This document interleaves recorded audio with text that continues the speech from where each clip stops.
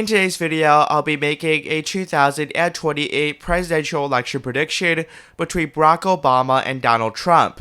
Now, obviously, these are two presidents who have both been elected by the people twice, Barack Obama being the 44th president of the United States, and Trump being both the 45th and 47th. Now, of course, before you comment down this is not possible, essentially it's because of the U.S. term limits, where no president shall serve more than 2 terms, with exceptions such as if you served a term that's less than 2 years, you can run for a third, but of course these two people will be serving 2 full terms. Now, obviously, there's a chance that this amendment could get removed. Trump could try and get it removed. It's unlikely. You need 2/3 of the U.S. Senate and 2/3 of the U.S. House, plus the approval of 36 states, which does not include the states of Alaska and Hawaii. So it's going to be very unlikely that this happens, but for the sake of this prediction, we're going to say that this indeed does end up occurring. So who would end up winning the presidency in that scenario? First off, to give some context, according to a Gallup poll which was produced, I believe, just last week, we saw that Americans' opinion of U.S. living presidents, Barack Obama had the highest, 59% approval, Trump is roughly even, Biden's way down there, while Bush and Bill Clinton are roughly also 50-50. Now, of course, this is only one side of the picture, but it does show that Barack Obama, at least in this poll, has a relatively high favorability rating. We also have not Gallup polling, we have YouGov, where apparently Barack Obama has a net positive 37%. I would say that's too high just because politics is very divided now, as opposed to what it was perhaps a decade or two ago. But even then, that's pretty impressive, even when considering that's probably not 62%, it's probably a bit lower, while Trump is roughly kind of even, still in the popular range. So I do believe that YouGov is probably boosting both of their candidates up slightly more than they should be. I think Obama's realistically maybe closer to what, Gallup is predicting, about a 20% favorability, while Trump may be down a few points. So based on those statistics, we would see that probably Obama will be favored just based on this. But again, there's a lot of factors to consider. But there's also another factor to consider, as if Trump really tries to get off of the 22nd Amendment, there might be a backlash. And we also have to consider that if Trump runs for a third term, he would be 82 years old. That would be older than when Joe Biden left the presidency in 2024. And we obviously saw a huge mental decline there for Joe Biden. It's hard to say what Trump's mental state will be in 4 years, and that will also be a factor for this video of consideration. All those factors do weigh in favor of course, Barack Obama. If he was to be elected for a third term, he would be 67 years old, which is still, perhaps you could consider quite old, but for the current standards, Trump, Biden, and some other world leaders, that's comparatively relatively young actually. So first off, Barack Obama safe states, I'm not really going to go into the details for these. Even if some of these states turn out to be likely states, they're not going to be a big deal. These are states we know both candidates will be able to win. Most of these states are highly partisan, there's nothing really that would swing these states to go the other direction.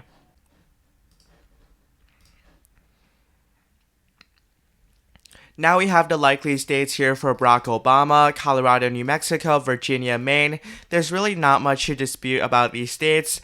It's not something super surprising. All these states were won by Biden by likely margins. I'm also going to throw in Minnesota, which has a relatively substantial African American population. The point is, these states, they're going to be likely states for Barack Obama. Now we go to the likely states here for Donald Trump.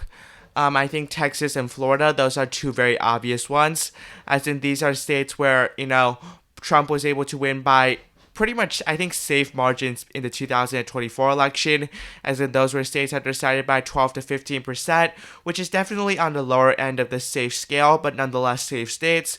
I think Obama would make it a bit more competitive, albeit they're definitely too far gone for the Democratic Party for them to win. I would say, Iowa and Ohio are debatable, as in Barack Obama won those states twice, both in 2008 and 2012, by relatively comfortable margins. Ohio was decided by about 3 to 5% in both elections. Iowa was decided by more than 5 in favor of Obama both times. Nevertheless, we have seen that coalitions have definitely deferred, as in, Indiana went to Obama back in 2008. That's definitely not happening again. So I'm still reluctant. I'll probably put the state of Iowa here in the likely Republican column. I could see Ohio being a bit more competitive, as there's a lot of working class voters there that Barack Obama appeals to, but it's definitely not going to be enough. It's more like a Tim Ryan performance as opposed to, a Democratic win performance. I still think Trump resonates too much to those voters for Barack Obama to overcome. Main second, I would say a similar situation there. I think that Donald Trump obviously has the upper edge. Working class voters, these rural voters, they're going to vote for Trump. Albeit Obama won the district twice, so I'm still going to give the district as a more competitive one, as opposed to, a district where perhaps Trump would absolutely dominate. I would pretty much put the opposite for Nebraska second. I think that this district is kind of Trump allergic, but because Obama lost the district twice by relatively comfortable margins, as in he lost the district, actually he won Nebraska second in 2008, but he lost it by 7.1 in 2012. And the district in 2008 was a lot bluer than it would be in 2012, so I would definitely put this district right now in the lead Democratic column and not likely. New Hampshire, I would probably say likely at this point. I was thinking lead, but I would go in the likely category just because, again, the state is more well-educated, and that's a demographic that Trump really doesn't appeal to. So we're down to these states again, and we're going to see who's going to be able to pick up all 7 states. First off, the state of Nevada. Nevada was a state that had a solid performance here for Donald Trump, as Trump was able to win the state by over 3%. Right, so that was a pretty good performance, especially in around the Clark County region. So I'm going to show you the shifts from 2020. You saw that Clark County, the most populated county in the state, shifted 6.7% more Republican. The circle here used to be huge, at least in comparison to the other ones. Now it's also quite tiny, because a lot of Hispanic voters shifted away from the Democratic Party to the Republicans. Barack Obama also, I think, would be able to bring back some of those Hispanic voters and African Americans, who are a pretty predominant group in Clark County.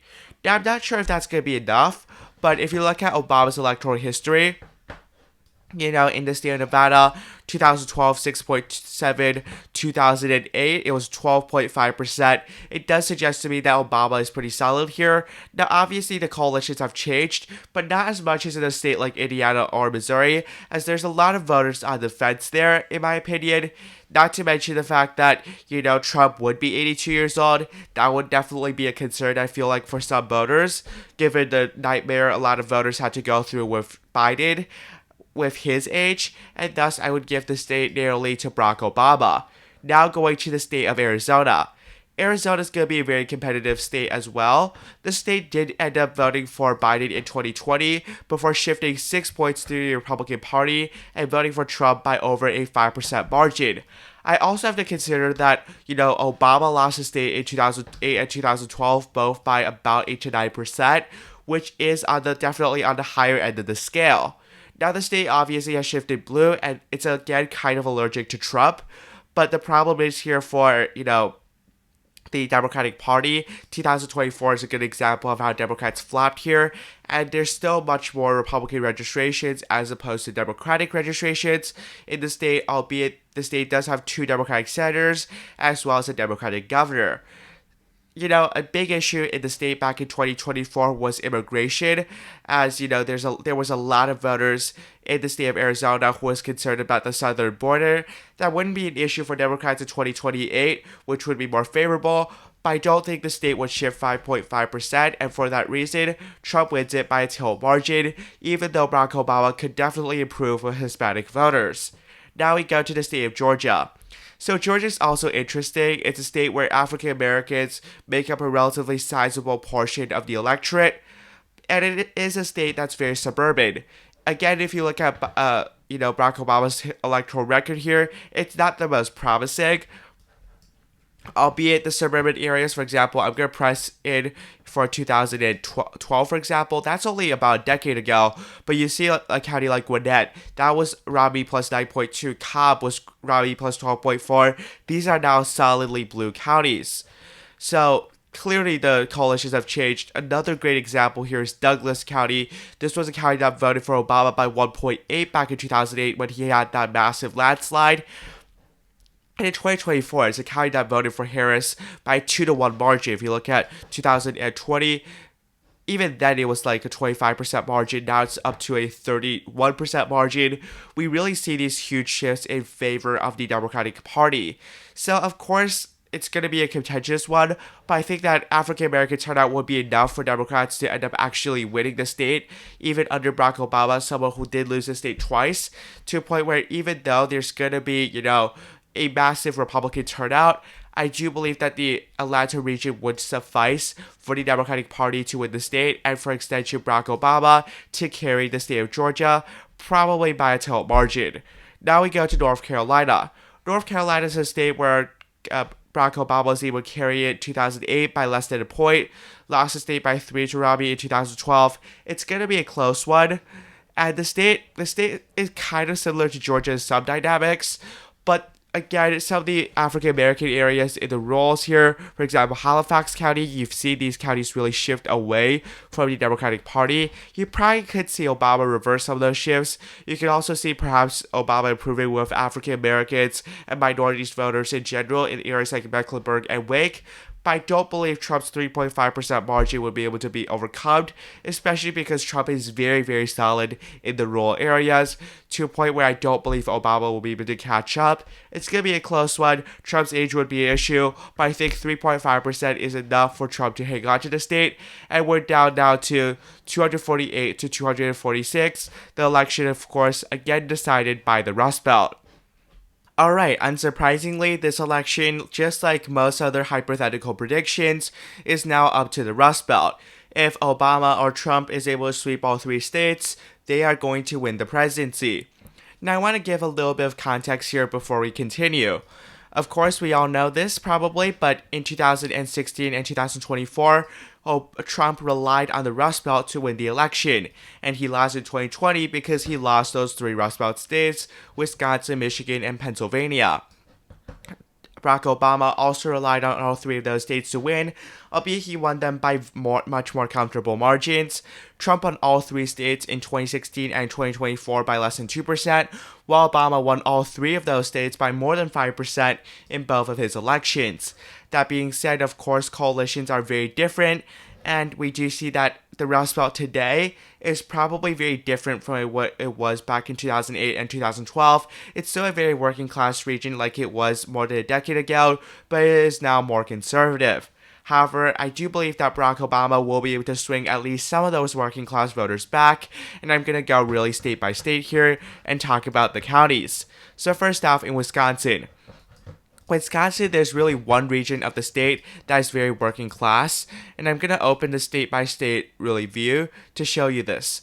So Wisconsin, this part of the state here, right around La Crosse, down to close to Madison in Iowa County, this region of the state is the more rural working class region. Now this area used to historically vote strongly in favor of the Democratic Party. If you look at 2008, you can see, wow, these are Crawford County, D plus 27, Vernon County, D plus 22, right?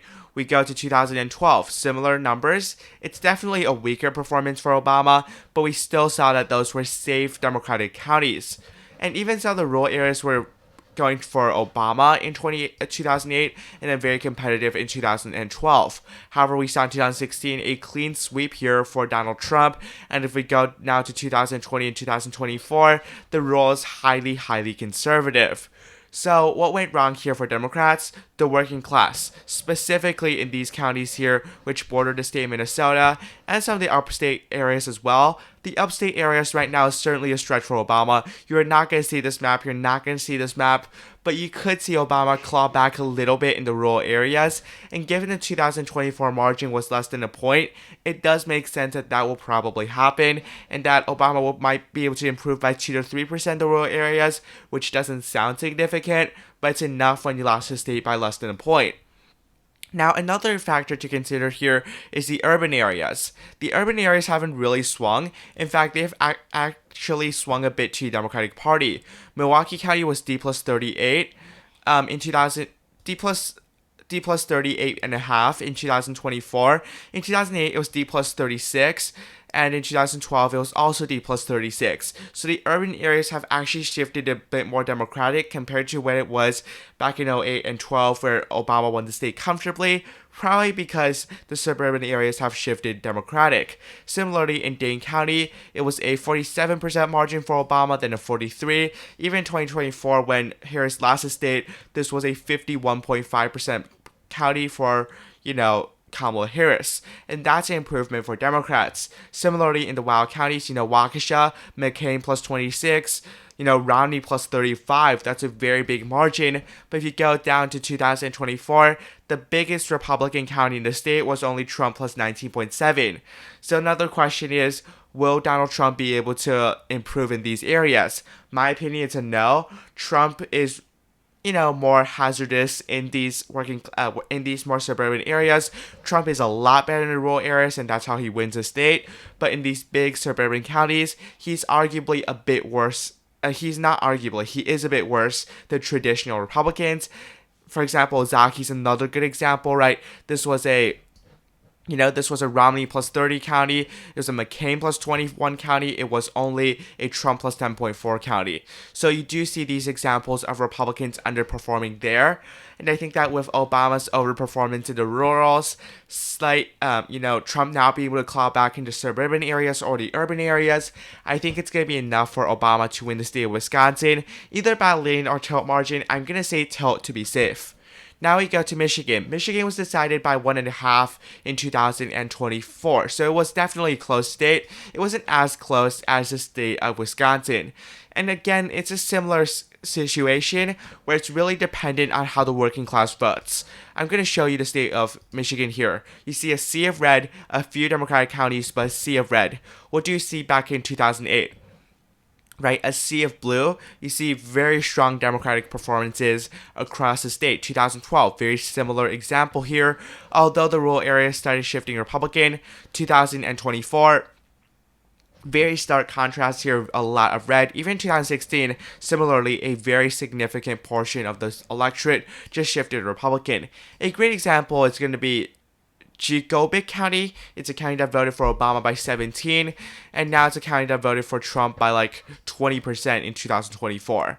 So, you see these huge shifts, right? And that's kind of how, Obama's coalition and Trump's coalition were similar. It was all built, at least in part, in the rural areas.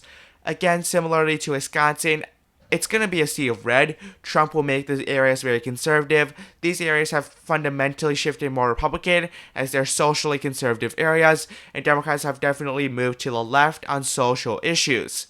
However, we do see that Obama, who had a very solid coalition, probably brings back a few of those rural voters. It's not going to be a map like 2012 or 2008, but it's going to be more competitive, and that's going to be huge for the Democratic Party. Another big question here is whether Democrats are able to hold their numbers in the urban areas like they did in 2020. Oakland was Biden plus 14, Wayne is Biden plus 38. Those are areas where, Obama did do quite well in, but comparatively, this difference wasn't as stark as it is in the rural areas.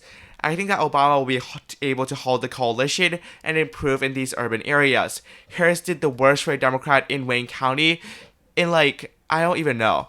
I think he did the worst for a Democrat in Wayne County since Michael Dukakis in 1988, if not before that, and that was because of the Arab American vote. And I think that Barack Obama will be able to bring back some of those voters, especially because a lot of, Arab Americans had hope of Trump really siding with them, but that's obviously not happening. So I do believe that the state would shift enough to the Democratic Party, especially because it was decided by less than 1.5 points, to a point where Michigan, I would say, is probably leaning Democratic. Obama wins it by 3. That's going to be my guess. Now we go to Pennsylvania. It was the closest state in 2008 and 2012 out of the 3 Rust Belt states, and I believe it was the reddest in both 2016 and 2024. Now, Obama's coalition here in the rurals wasn't as good. As you see in 2008 was still pretty decent. He won Elk County, right? He won Cambria County. Those counties are not even close in 2024 or 2016 or 2020. That being said, we do see that it's still a very red center state, and that's why the state was comparatively not as competitive. I meant not as democratic. Now, the big thing that's going to be dependent on the state will be the working class areas. I still think that, Barack Obama crossed back a few points to the rurals. It's going to be on the working class voters, and specifically how much of those numbers with Barack Obama in 2008 and 2012 could we see in 2028 in this prediction. I'll give you an example. In 2008, right, you saw Lackawanna County was Obama plus 26. In 2024, it was Harris plus 2.8. So that's like a 23% shift to the Republican Party, and that's why Kamala Harris lost the state. I realistically don't think it's going to be D plus 26. That's ridiculous because the coalitions have shifted. Working class voters are very supportive of Trump. That being said, I do think a few of them will crawl back to Barack Obama, plus the fact that Trump would be too old in 2028. By most objective standards, he would be 82. He would be older than where Biden is now, and that's going to be an issue for a lot of voters, because if Trump is elected in 2024, he would be 82. If he was to serve the entire 4-year term, he would be 86. I think most people can see that an 86-year-old probably shouldn't be in the presidential position, and as such, I would have to say that the state of Pennsylvania as well, and given the fact that Obama has a very strong electoral history in the state of Pennsylvania, combined with the issue that, the state is, generally speaking, historically slightly more liberal, and Trump did not win the state by a huge margin in 2016 or 2024, the state will go lean Democratic. I'm also inclined to put Wisconsin as lean Democratic, so that does bring Obama up to 292 to Trump at 246. This would be the closest presidential election in terms of the electoral vote count since 2000, I believe. 2004, actually, no, it would be since 2004, because 2004 was also very close. But at the end of the day, a win is a win for Obama. It's not going to be the win he saw in 2008 or 2012, but Trump, in this case, wins two elections in 2016 and 2024, but would lose 2 in 2020 and 2028. So I don't believe Trump will be able to win a third term if he's going against Obama because of his age issues, and because Obama is a relatively strong candidate. Thank you for watching. Have a nice day. Goodbye.